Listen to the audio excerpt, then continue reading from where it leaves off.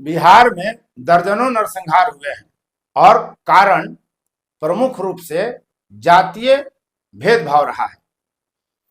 लेकिन बिहार में ही नहीं बल्कि भारत में एक नरसंहार ऐसा भी हुआ था जो लोकतंत्र की रक्षा के लिए हुआ था।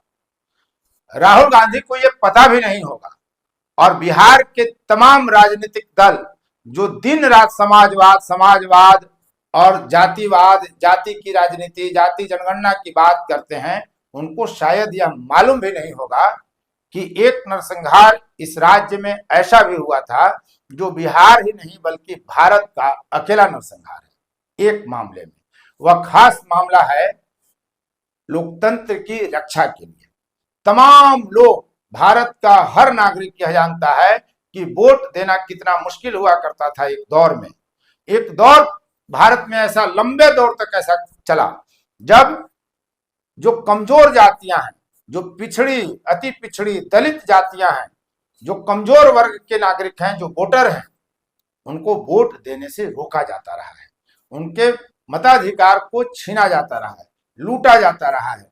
बूथ लूट की घटनाओं को आप उसी से जोड़कर देख सकते हैं। बूथ लूट की घटनाएं क्या होती थी, जिसका जनक बिहार है। हिंसा, बूथ लूट बैलेट पेपर के दौर में सामान्य सी बातें थी। हर चरण के चुनाव के बाद प्रमुख खबरें यही हुआ करती थी कि इतने बूथों पर इतनी हत्या में लोग मारे गए, इतने जगह पर मतदान के दौरान गोली चली, हिंसा हुई, इतने मतपत्र फाड़ दिए गए, इतने मतपेटी लूट लिए गए। यह सामान्य सी बात थी। जिस बैलेट पेपर को इस्तेमाल करने के लिए आज विपक्षी दल, खासकर कांग्रेस, दिन रात एक किए हुए है, उसी बैलेट पेपर का वह दौर था। हम बात कर रहे हैं ऐसे ही एक नरसंहार की और लगातार लगभग आधा दर्जन वीडियो हम आपके सामने प्रस्तुत करेंगे। 10 जून 1977 को वह घटना घटी थी बिहार के औरंगाबाद जिले के गोह विधानसभा क्षेत्र के सागरपुर बूथ पर, और लगातार हम आपको कई वीडियो इसमें देंगे। हर पहलू पर आपके सामने बात रखेंगे। आप देख रहे हैं फोर्थ व्यूज और मैं उपेंद्र कश्यप। दरअसल गोह विधानसभा क्षेत्र में सागरपुर में 10 जून 1977 को 8 लोग मारे गए थे। सभी पिछड़े थे। 8 लोग मारे गए थे, 56 व्यक्ति घायल हुए थे और बीबीसी की यह खबर थी, बाकी कहीं नहीं मिलेगी।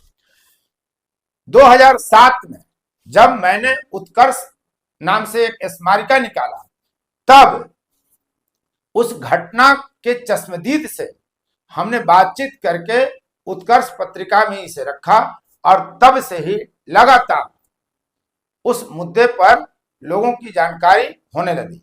अब 16 जून भी ऐतिहासिक तिथि है।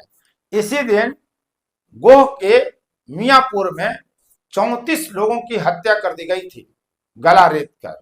रणवीर सेना के द्वारा यह अंजाम दिया गया था। इसके बाद बिहार में जातीय कारणों से नक्सली और निजी सेनाओं के बीच टकराव के कारण कोई नरसंहार नहीं हुआ। एक बड़ा नरसंहार हुआ भी तो उसकी वजह दूसरी थी, और मियापुर को इसीलिए मैं कहता हूं बिहार का अंतिम नरसंहार। उसके भी कारण हैं। इससे ठीक पहले 18 मार्च 1999 को 34 व्यक्ति की हत्या सेनारी में एमसीसी ने की थी। उससे पहले अगर हम जाएंगे तो लक्ष्मणपुर बाथे में 61 लोगों की हत्या रणवीर सेना ने की थी, और उसी का बदला सेनारी था और सेनारी का बदला मियापुर था। उसके बाद बैलेंस ऑफ टेरर का खेल बिहार में पूरी तरह खत्म हो गया। कारण यह था कि एमसीसी के आधार जो जातियां थी उनको चुन चुन कर मियापुर में मारा गया था, और इसीलिए मियापुर के बाद कोई नरसंहार नहीं एमसीसी कर पाई और रणवीर सेना भी शांत हो गई। बहरहाल यह मामला अलग है।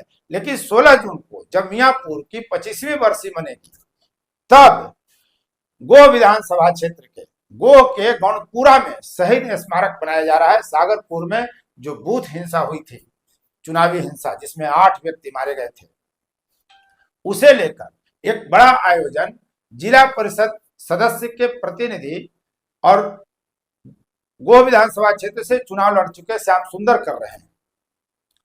यानी वो जातीय सेंटिमेंट को एक बार फिर से उभारने की कोशिश कर रहे हैं।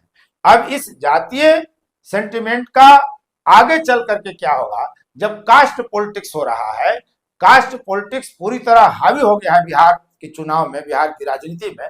ऐसे में जब आप कास्ट पॉलिटिक्स को कास्ट सेंटिमेंट के साथ जोड़कर आगे बढ़ेंगे तो क्या होगा? क्या सवर्णों के विरुद्ध अवर्ण खड़े होंगे? क्या सवर्ण बनाम गैर सवर्ण की लड़ाई आगे बढ़ेगी, तीखी होगी? यह देखना दिलचस्प होगा। हम इसकी प्रतीक्षा कर सकते हैं। कोई अनुमान सनसनी फैलाने के लिए फोर्थ व्यूज पर हम नहीं लाएंगे, लेकिन सागरपुर में जो हिंसा हुई, जो पीड़ित पक्ष है, जो लोग मारे गए, जो बूथ पर बूथ एजेंट थे, उनसे हम बात करेंगे। और उस दिन की जो घटना हुई उसके बारे में हर पहलू पर हम आपके सामने वीडियो लेकर आ रहे हैं। आप लगातार प्रतिदिन सुबह 7 बजे अभी वही वीडियो देखेंगे।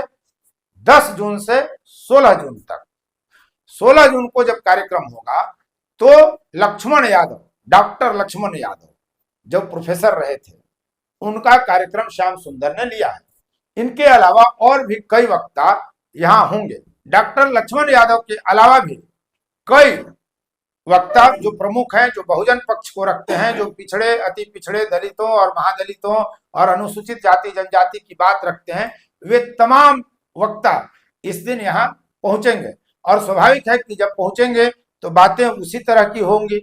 लोकतंत्र की रक्षा की बात होगी, लोकतंत्र के हत्यारों की चर्चा होगी, उस घटना की चर्चा होगी, जातिवाद की चर्चा होगी, सामंतवाद, सवर्णवाद, ब्राह्मणवाद की उस आयोजन में चर्चा होगी। इसके बाद क्या कुछ होगा हम अनुमान नहीं लगा सकते। हम इसीलिए कह रहे हैं कि क्या फिर से जातीय तनाव औरंगाबाद जिले में बढ़ेगा? प्रशासन को सतर्क रहने की जरूरत है, लेकिन होगा क्या ये हम नहीं कह सकते।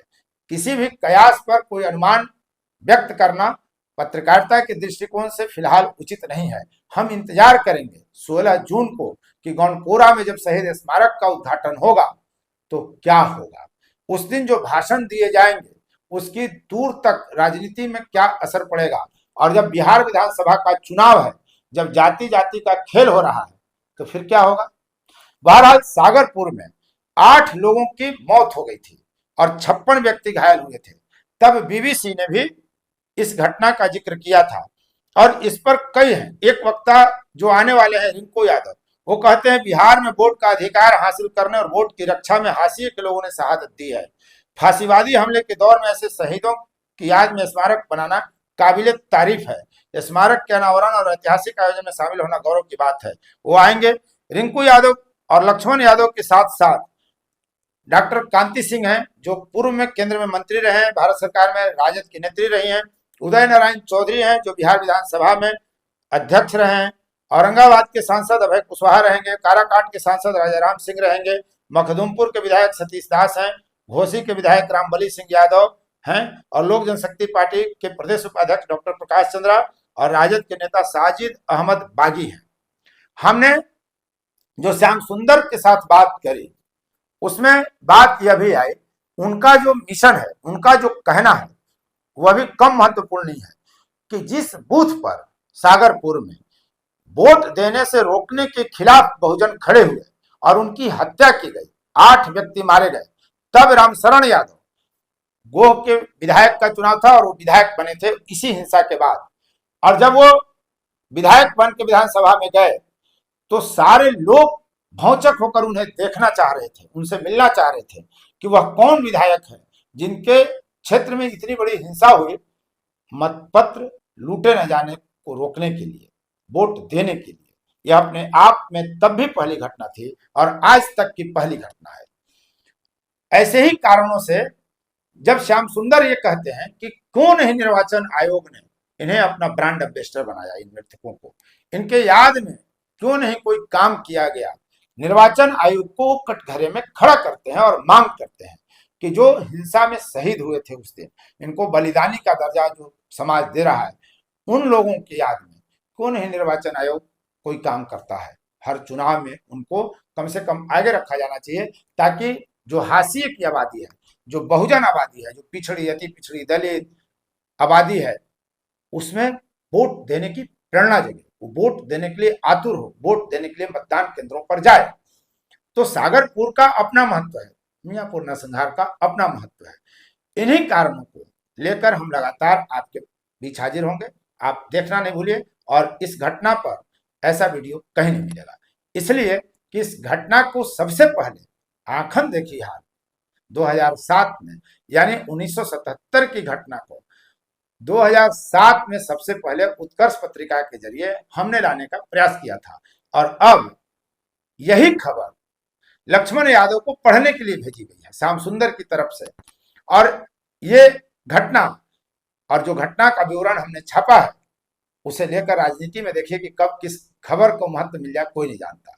लेकिन अब जो राजनीति हो रही है, इसका फलाफल क्या होगा, आगे चलकर इसका प्रभाव क्या पड़ेगा, जाति की राजनीति पर, वोट की राजनीति पर। बिहार विधानसभा का चुनाव है, ऐसे में बात बहुत दूर तक जाएगी, और लोग यही कह रहे हैं कि जिन बहुजनों के साथ घटनाओं को अंजाम दिया गया था, उन बलिदानियों को याद जरूर किया जाना चाहिए। हालांकि अब स्मारक का निर्माण श्याम सुंदर कर रहे हैं, और वो कह रहे हैं कि 48 साल पहले जो घटना हुई थी, ये संसदीय लोकतांत्रिक मूल्यों की रक्षा के लिए संघर्ष और शहादत की पुरानी परंपरा रही है। 56 लोग लहूलुहान हुए थे, 8 लोगों को गोलियों से भून दिया गया था, और उस जगह पर जहां घटना घटी थी, वहां गोविंदपुर, रामपुर, घेजना और पाली के लोग गए थे। हम पाली गांव भी जाएंगे, गोविंदपुर गांव भी जाएंगे, और सब जगह के पीड़ितों से मिलाएंगे, जिन लोगों ने लाठियां चलाई, जिन लोगों ने गोलियों का सामना किया, जो लोग मारे गए, उनके स्वजनों से भी हम बात करेंगे, और एक एक कर आपको पूरी कलई खोलती हुई रिपोर्ट हम आपके सामने लाएंगे। और जब 16 जून को आयोजन होगा तो उसकी खबर भी आपके बीच रहेगी। यदि अब तक आपने इस चैनल को सब्सक्राइब नहीं किया है तो चैनल को सब्सक्राइब कर लें, शेयर, लाइक, कमेंट जरूर करें। और यह अकेला ऐसा चैनल है फोर्थ व्यू, जो डंके की चोट पर कहता है कि हम जाति की बात खुलेआम करते हैं, बिना लाग लपेट के करते हैं, बिना किसी साजिश, बिना किसी योजना के करते हैं।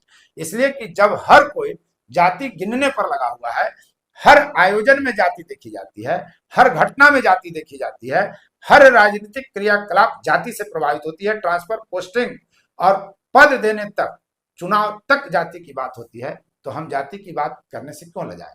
इसलिए खुलकर जाति की बात करते हैं, और जाति के विमर्श को यहाँ रखते हैं, और दर्शकों का खूब प्यार मिल रहा है। इसलिए जिन दर्शकों ने यदि चैनल को सब्सक्राइब नहीं किया है तो चैनल को निश्चित रूप से सब्सक्राइब कर लें, ताकि रियल टाइम पर वीडियो आपके पास सहजता से उपलब्ध हो और आप उसे देख सकें। बहुत बहुत धन्यवाद।